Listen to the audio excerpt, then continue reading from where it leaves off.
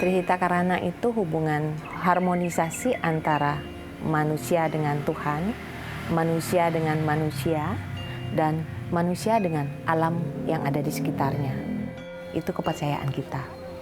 Tetapi ketika saya ada di pura, ketika banyak sampah bertebaran, yang saya pikir begini, apa sih yang ada di pikiran orang-orang yang hadir ke pura ini?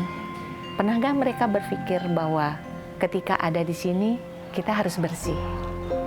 Kemudian saya mikir lagi, kalau mereka tidak berpikir tentang itu, apakah saya bisa memikirkan itu untuk harmonisnya hubungan saya dengan alam?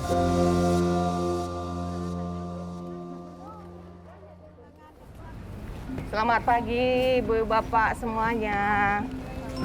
Ayo yang tidak bersuara berarti belum sarapan ya.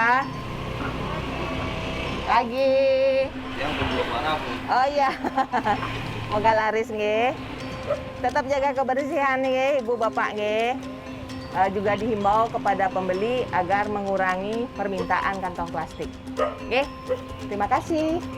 Dulu sebelum saya menangani kebersihan di Desa Pejeng ini, berkegiatannya lebih banyak di kegiatan di pura. Nah, ketika kami ngayah di pura, banyak sekali kegiatan upacara, tetapi tidak ada penanganan tentang kebersihannya.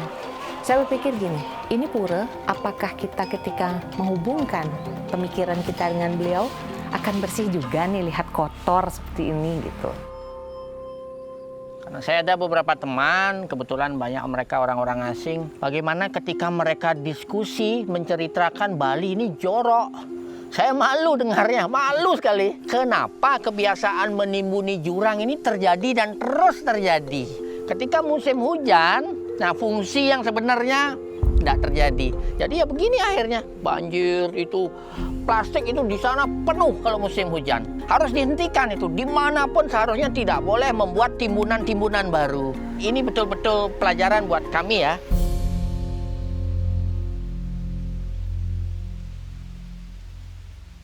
Dulu ya, tidak ada inisiatif kita untuk mengurangi sampah pada sumbernya. Semua dengan sistem angkut buang. Kita angkut, lalu kita buang ke TPA. Tidak ada pemprosesan sebelum yang dibuang ke TPA.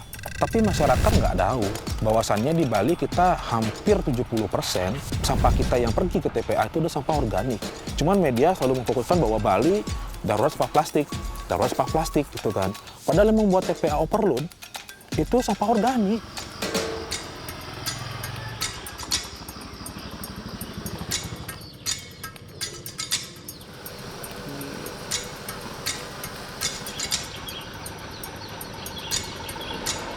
Slogannya kita, motonya kita adalah kelestarian dari desa untuk Indonesia. Kita percaya bahwa ujung tombak pemerintahan ya atau suatu gerakan maupun ekonomi, sosial, budaya itu semua di desa. Jadi kami fokus untuk memberikan pendampingan kepada pihak desa dan juga masyarakat dalam pengelolaan sampah. Kuliah sehari ya? Ya, kuliah sehari. Udah terbuka. Kita kuliah di sini di bangunan waktu itu, saya ajarkan tentang teknis kompos, teknik pengolahan sampah, scheduling, pick up, segala macam.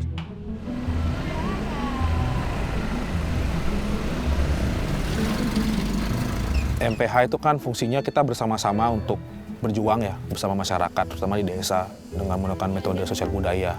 Nggak semua desa itu memiliki masalah yang sama tentang sampah. Mereka punya masalah yang berbeda-beda. Nah, ketika program itu sudah berhasil, masyarakat sudah paham apa itu pemilahan, apa sih manfaat kita memilah sampah, baru kita bangunkan fasilitas gitu.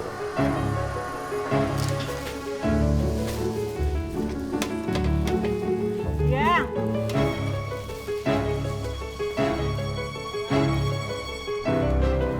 Dulu sampah Desa Pejeng itu masih tercampur. Kami ambil bisa 3 truk satu hari. Benar-benar banyak. Dan itu awalnya masih dibuang di TPA liar kita.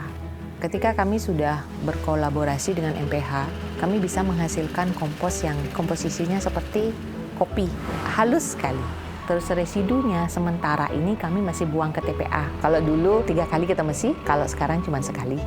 Jadi MPH yang membawa saya naik ke level yang lebih lagi. Saya dijadikan narasumber untuk mengasah ilmu saya di desa orang. Apakah yang ada di Desa Pejeng bisa dimasukkan di sana? Apakah yang saya pelajari di desa orang lain bisa saya masukkan ke desa saya? bagaimana mengatasi yang warga yang bandel padahal kita sudah berusaha mengedukasi. Gimana caranya? Pertama, harus kita sabar menghadapi masyarakat yang bandel itu.